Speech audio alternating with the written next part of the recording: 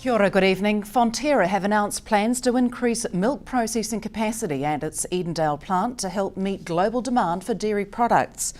Investment totalling $555 million will be divided between North and South Island operations.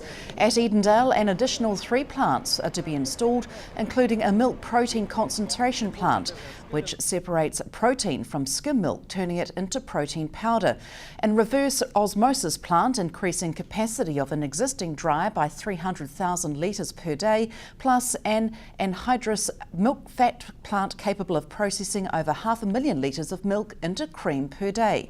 Hundreds of builders and labourers start work on construction next month, with work expected to be completed by August 2015. 25 new roles will be created as a result of the expansion at Edendale's plant. Approval has also been given to build a dryer at Fonterra's Litchfield plant, taking the cooperative's investment to grow processing capacity to more than $1.8 billion since 2011. And the New Zealand Dairy Cooperative has also announced intentions to invest $615 million in the partnership with Chinese infant food manufacturer Being Mate, including a 20% shareholding of the company. The partnership will enable Fonterra to significantly quicken the development and presence of its own branded infant formula and mum into China. Police are warning the public of shoulder surfing thefts happening around the Southern District. Shoulder surfing is when the offenders watch card holders use cards noting down PIN numbers before following victims home to steal the card. Offenders have been working in pairs, with one person distracting the victim at the front door. The partner will then enter the house through the back door to obtain the card. They're then using the card to obtain the victim's funds. Police want people to have situational awareness while using their cards. Ensure no one is watching you by taking a look around before entering PIN numbers, and shield keypads with a free hand whilst putting the PIN in. A presentation put forward by the Dunedin City Council is just one initiative the Invercargill City Council will consider for the preservation of heritage buildings. The Heritage Fund, administered by the Dunedin City Council, has proven a success in terms of earthquake strengthening and restoration of heritage buildings, which is why the idea was put to the Invercargill City Council. City Council will consider initiatives such as these after the government releases changes to be made to the Building Act in November. The Heritage Fund will be put before the Council for the next release of next year's draft long-term plan. I just felt it was appropriate, given the changes in the legislation, that we just start to get an understanding of what other places are doing and then see how, if any of them, would translate to our environment. Heritage is important to Invercargill, particularly in our city centre. It's what makes us different, and it gives us that point of difference, and it also helps define who we are. So I think it's important that we endeavour to try and keep as many of the earthquake-prone buildings that have got heritage value as possible, because then our city centre will have a coherency to it. So I would like to think that we will have an allocation of funding in that draft to go out to consultation with the community to see if they're agreeable to it. Because of course, if we create initiatives, the rest of the ratepayers have to be comfortable with funding those initiatives. A series of vandalisms across the city has proven costly for the National Party as vandals deface and destroy campaign billboards and signs. Nearly every campaign sign erected by the National Party in Invercargill leading up to the election has been defaced in some way, which has cost the party valuable time and money. Auckland Central Labour candidate Jacinda Ardern had quite a different reaction to the vandalism of one of her signs by joining in on the laugh and defacing the sign herself. While National Party Invercargill candidate Sarah Dowie agrees there has been some humour in the graffiti, she would like the vandalism to stop. It's more an annoyance, and obviously it's time for my hoardings team, so all of my hoardings team have to go out the following day and look at the signage and either replace it or clean it up.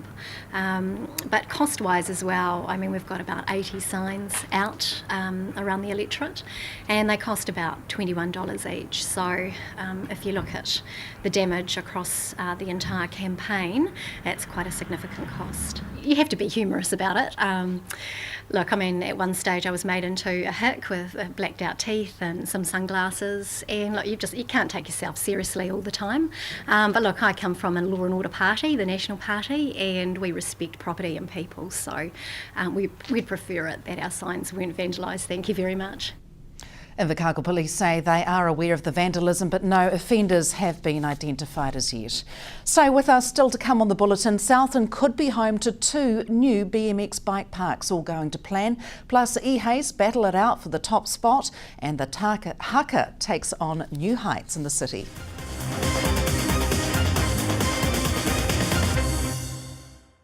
Welcome back. The latest Glengarry Rejuvenation project is focusing on giving kids a little extra for Christmas this year, with the Glengarry Community Action Group in the early stages of turning one of the area's unused lots into a BMX track.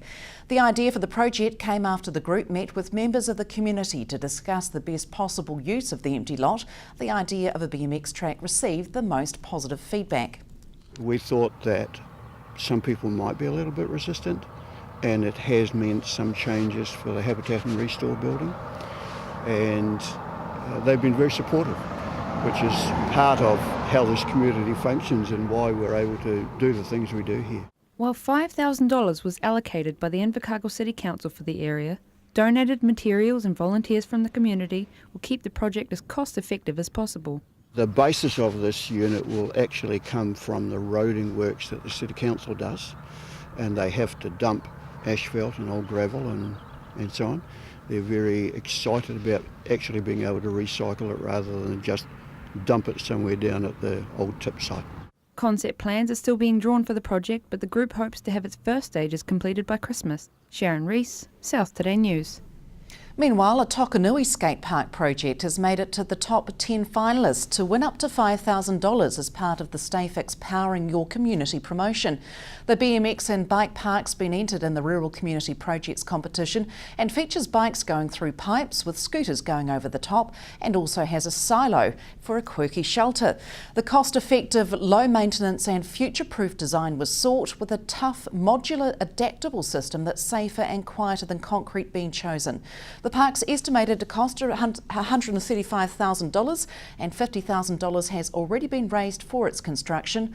Also competing for the top prize is the Winton Maternity Birthing Room upgrade.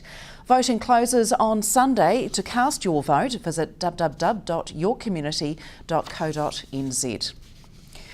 It's long been heralded as one of the best hardware stores in New Zealand, and now Ehays & Sons of Invercargill are vying for the official title.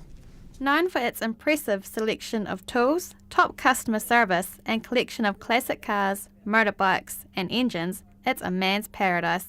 Ehays & Sons of Invercargill is a family business that's hoping to nail some well-deserved national recognition. I think the variety of stock we've got, and the basis that it's on, we've got a big motorbike and car collection in here, but I believe that had nothing to do with it. They've actually got to compare the hardware stores just as such. So, it's always kept nice and clean and it's bright, and I think it's just a bit different to some of the big box retailers, a bit more user-friendly perhaps. The store, which has been passed down from generation to generation, has been selected as one of 3 finalists for Retail Store of the Year in the 19th Annual Hardware Awards. The nomination comes from fellow trades and is scrutinised by over 80 industry supply companies before being subjected to a 2-stage mystery shopper analysis. It's just a reflection on the overall store, and particularly the people who work for us. It's a real good feather in the cap for the staff, so it's really important. It's good. It's the second time we've been nominated. First time was 10 years ago this year, so it's great. Originally opened by Ernest Hayes in a small central Otago town, the Invercargill branch opened in 1932. Neville Hayes is the current managing director. He says that the nomination is a surprise, but is feeling confident. We're just thrilled to be there. The nomination came out of the blue, like they do a lot of work behind the scenes that you're not aware of. So when the nomination did come, it was a total surprise, so it was great. So now we're just looking forward to October, and fingers crossed that we might take it away. Winner will be announced at a gala awards night in Auckland early October. Jessica Smith, South Today News. Those in the Invercargill CBD today were treated to the haka from above as Lime Hills School students played their part in Polyfest 2014.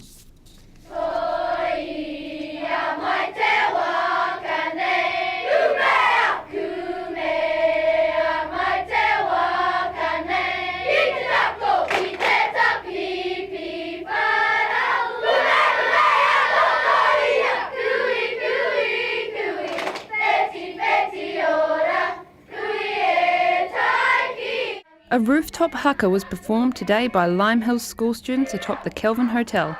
The haka could be heard echoing through the Invercargill CBD as students participated in this year's Polyfest.